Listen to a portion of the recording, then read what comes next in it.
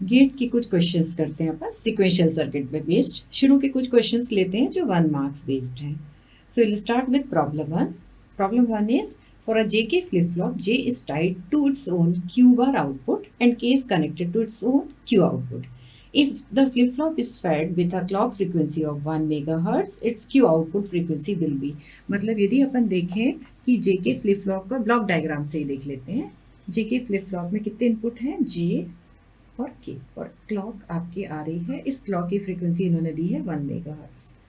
Q आपका कहाँ से जा रहा है? K जा रहा है Q से, राइट, और Q बार से J। This is Q, this is Q। मतलब इसके इनपुट क्या रहेंगे? यदि Q 1 है तो 0, 0 तो 0 1 और 1 0। सेट रीसेट की कंडीशन पे ये ऑपरेट होगा।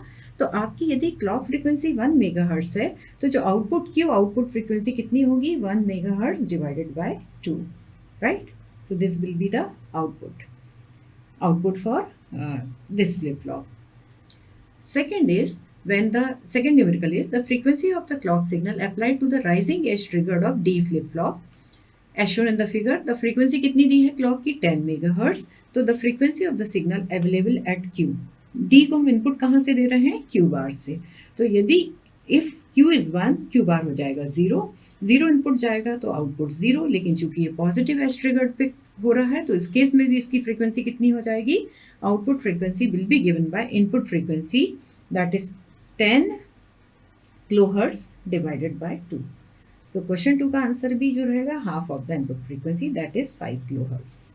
आप ये सारे फ्लिप फ्लॉप जो होते हैं ये फ्रीक्वेंसी डिवाइडर का काम करते हैं। तो फर्स्ट स्टेज पे फ्रीक्वेंसी जो होती है it will be the half of the applied clock frequency. Next देखते हैं प्रॉब्लम 3। आपको एक डिजिटल सर्किट दिया हुआ है। डिजिटल सर्किट में 2 इन्वर्टर हैं।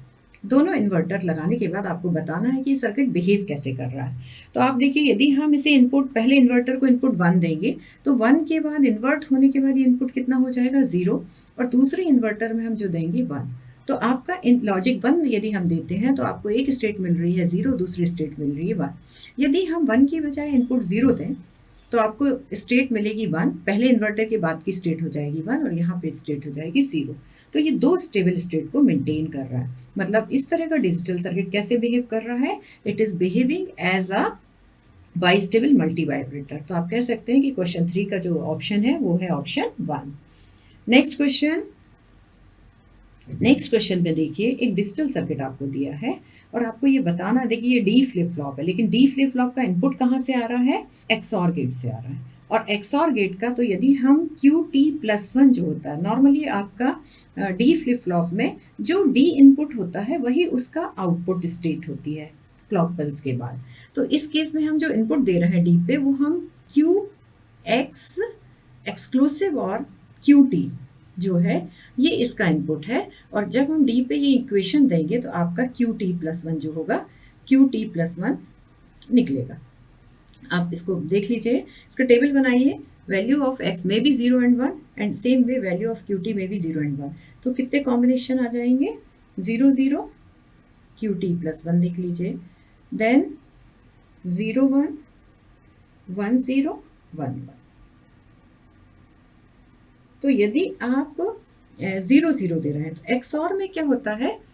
When both the input are identical, output is 0। तो इसमें 0 हो गया, 0 हो गया, और यहाँ आपको क्या मिल रहा है? 1 1।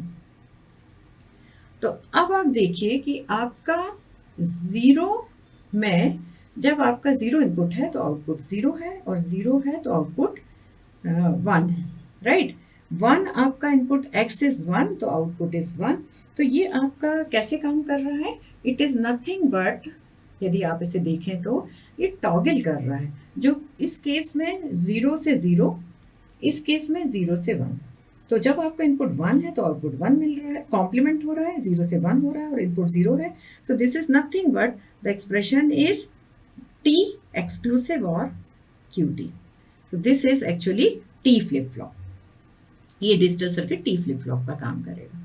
कम to the next question. Next question is a cascade of 3 identical modulo 5 counter। Modulo 5 counter है, मतलब वो 0 to 5 काउंट करेगा। अब इन्होंने क्या कर दिया, ऐसे 3 की कैस्केडिंग कर दी है, तो ये कितना काउंट कर सकता है, 5 to the power 3, that is 125।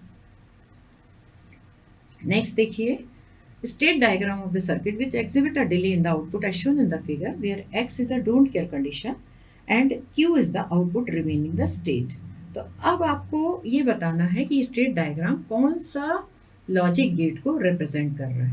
आप चाहें तो इसका पूरा टेबल बना लें। आप दो इनपुट इसमें दे रहे हैं, इनपुट x और y, लेट अज्यूम, और आउटपुट आपको मिल रहा है z। ठीक है, so the when input is 0 0 0, previous state भी आपको लिखनी पड़ेगी, present state and next state. Next state को आप आउटपुट भी कह सकते हैं z। So this is your question number 6 का सॉल्यूशन है। ये क्वेश्चन नंबर 5 का था।